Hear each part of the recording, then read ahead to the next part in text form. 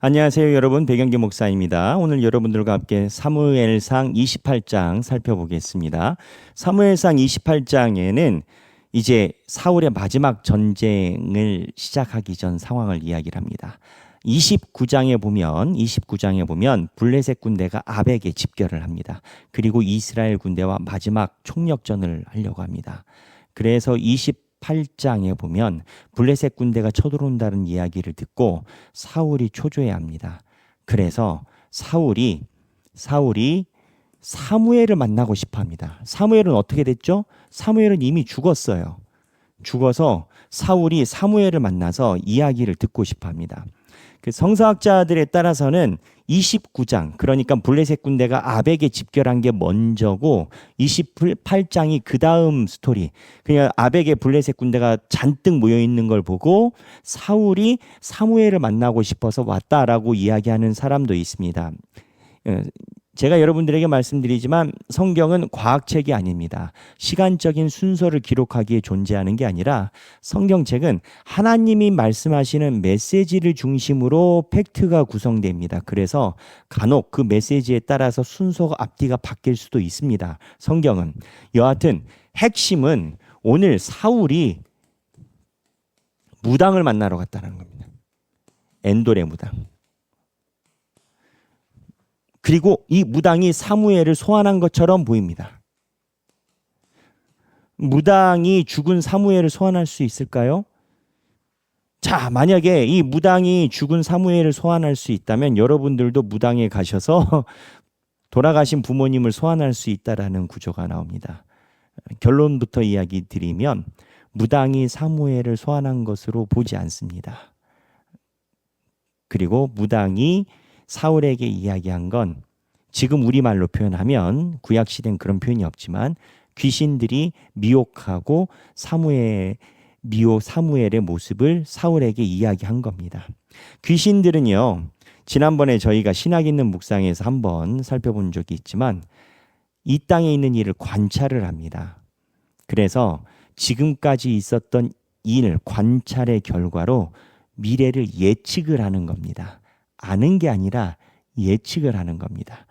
근데 귀신들도 아는 게 하나가 있습니다. 미래. 뭐냐? 예수님이 오셔서 자기들이 곧 끝날 것이다라는 것은 자기네들이 합니다. 그런데 당장 내일에 무슨 일이 있을지는 예측을 하는 거지 그거를 알아서 하는 것이 아니라라는 겁니다. 그래서 오늘 사울이 엔돌에 있는 무당을 만나는데 사무엘을 불러내는 과정에서 이게 성서적으로 사무엘이 아니라 귀신이라는 것을 신학자들이 논쟁하는 걸 한번 살펴봐 드리겠습니다. 오늘 성경 28장을 보면 그렇습니다. 자, 28장에 사울이 변장을 하고, 왜 변장을 했겠습니까? 사울이 처음에 초심을 가지고 신명기 말씀에 의거해서 무당들을 다 쫓아냈거든요. 그런데 다시 자기가 무당을 만나러 가는 거예요. 왜? 사무엘을 만나고 싶어서. 근데 13절에 28장 13절 읽겠습니다. 왕이 그에게 이르되 두려워하지 말라. 누구에게 얘기를 합니까? 무당한테 얘기를 합니다. 왜? 무당이 두려워하거든요. 사울이어서. 사울은 무당을 다 쫓아냈거든요. 근데 왕이 그에게 이르되 두려워하지 말라. 내가 무엇을 보았느냐 하니 여인이 사울에게 이르되 내가 영이 땅에서 올라오는 것을 보았나이다. 무당은 사무엘이라고 이야기한 적이 없어요. 내가 영이 땅에서 올라오는 것을 보았나이다. 사울이 물어봐요. 사울이 그에게 이르되 그의 모양이 어떠하냐. 모양을 물어봤어요. 그랬더니 무당이 한 노인이 올라오는데 그가 겉옷을 입었나이다. 형태만 얘기를 했어요. 사울이 그가 사무엘인 줄 알고 그의 얼굴을 땅에 대고 절하니라. 사울의 인식상 사무엘이라는 거예요. 그래서 15절부터는 사무엘이 사울에게 이르되 내가 어찌하여 나를 불러 올려서 나를 성가시게 하느냐. 이게 사무엘이 사울을 불러낸 게 아니라 사울이 볼 때 사무엘이 말하는 것처럼 들었던 상황을 이야기를 하는 건 거예요. 결론은 뭐냐면 이 사무엘이라고 미혹하는 그 귀신이죠. 영이 와서 결국 네가 마지막 이스라엘 군대 손에 넘겨서 죽으리라라고 얘기를 합니다. 내인 죽었어요, 안 죽었어요? 죽었어요. 아, 무당이 용하네요. 아, 그렇게 이야기를 하려면 그렇게도 이야기를 할 수 있겠죠. 하지만 그게 아니라 귀신들은 지금까지 지구상의 일을 관찰을 한다라고 합니다. 그래서 하나님이 사울을 버린 걸 알고 있고 이 전투가 임박한 사울의 마지막이라는 것을 귀신도 안다라는 겁니다. 보면은 우리가 이러한 내용 귀신만 아는 게 아니라 사울도 26장뿐만 아니라 그 전에 보면 다윗이 자기의 뒤를 이을 것이라는 것을 알고 있는 본문이 너무 많이 나옵니다. 심지어는 사울이 그리고 요나단이 다윗에게 자기네 가족들의 안전을 요청하기도 합니다. 그러지 않겠습니까? 그러니까 그것처럼 이 귀신이 사무엘처럼 변장을 해서 사울에게 내일 전쟁에 네가 죽을 것이다라고 예측을 한 내용인 겁니다. 근데 이 무당이 오늘 본문의 핵심이 아닙니다. 이 본문에 우리가 생각해 봐야 되는 내용이 있습니다. 사울은 왜 무당을 통해서든지 사무엘을 만나려고 했을까요? 이게 하나님이 아닙니다. 정상적인 신앙인이라면 사무엘이 아니라 하나님을 만나고 예배를 드리려고 합니다. 물론 사울의 말에 하나님께 예배하고 무엇을 해도 응답이 들리지 않더라라고 얘기를 합니다. 그럼 될 때까지 해야죠. 근데 왜 사무엘을 불렀을까요? 한 신학자는 이렇게 얘기를 합니다. 사울은 인본주의적인 삶을 살았습니다. 다윗은 신본주의, 신앙적 삶입니다. 신앙적 삶과 인본주의의 삶은 다릅니다, 여러분. 인본주의의 삶은 이런 겁니다. 내가 인생이 8순이 되고 9순이 되었다. 그런데 내가 초등학교 때 정말 배고플 때 나에게 맛있는 떡을 주었던 옆에 학교 앞에 떡집 아주머니를 한번 만나고 싶다. 이게 무엇 의미하는지 아십니까? 내가 살아온 인생에 대한 회고입니다. 근데 이게 나쁘다가 아니에요. 이 살아온 인생에 대한 회고의 중심은 납니다. 사울은요, 지금 왕이라는 이 인생에 대해서 모든 것이 본인 중심입니다. 아말렉을 물리쳤을 때도 내 비석을 세웠고요. 하나님이 이야기를 하셔도 하나님이 아니라 내가 생각하는 바가 중요한 겁니다. 그래서 사울은 내가 왕이 되는데 처음에 문을 열어줬던 사무엘을 만나고 싶은 겁니다. 내 인생에 큰 문을 열어줬던 사무엘을 만나고 싶은 겁니다. 이게 미묘합니다. 교회 안에서도요, 신앙적인 삶이 아니라 내 삶에 대한 완성과 회고적인 인본주의 태도가 가능합니다. 회고적인 인본주의 태도가 가능합니다.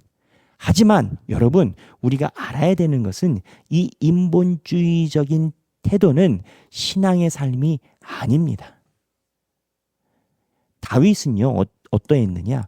다윗은 블레셋에 가 있는 동안에도 나중에 보면 알겠지만 최종적인 결정을 하기 전에 하나님께 여쭤봅니다.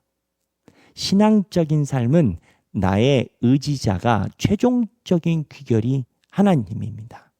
사람들이 자기의 목숨을 거둘 때가 되면 자기의 물건들을 정리하는 현상이 일어난다고 합니다.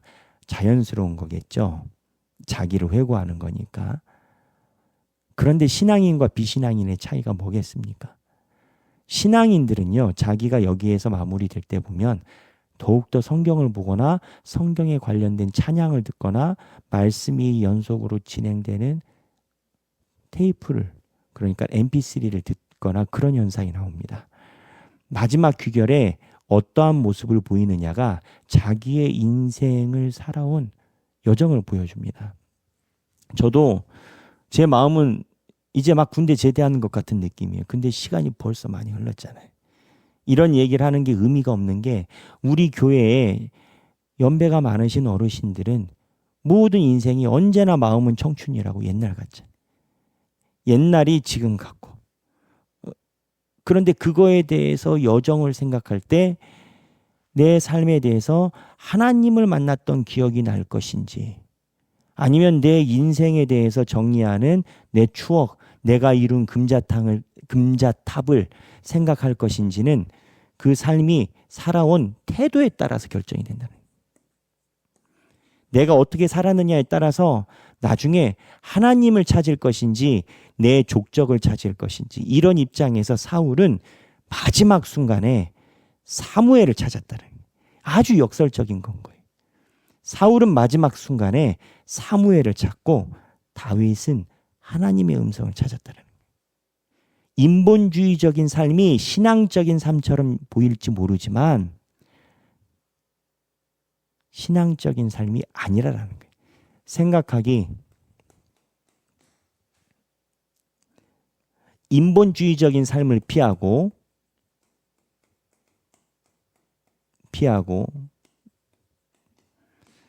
신앙의 삶을 살기 위한 나의 노력은 무엇인가?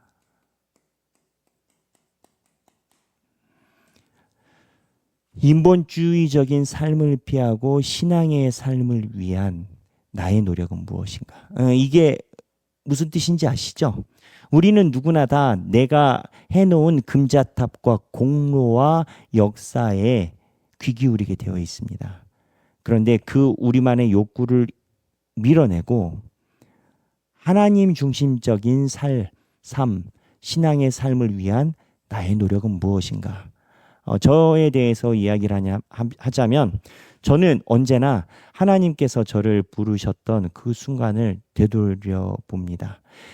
그때에 비하면 물론 비할 바가 안 되겠지만 하나님이 주신 게 많고 제가 할 수 있는 게 많고 하나님이 나에게 허락해 주신 많은 것들이 있죠. 공부도 원하는 만큼 하나님이 하게 허락해 주셨고, 그래도 먹고 싶은 거 다 먹을 수 있게 해주셨고, 그래도 집에서 살고 또 내가 거할 수 있는 집과 교회를 주셨고, 근데 이 모든 것이 그때를 되돌아보면 모든 것이 다 하나님의 인도하심이다라는 생각이 듭니다.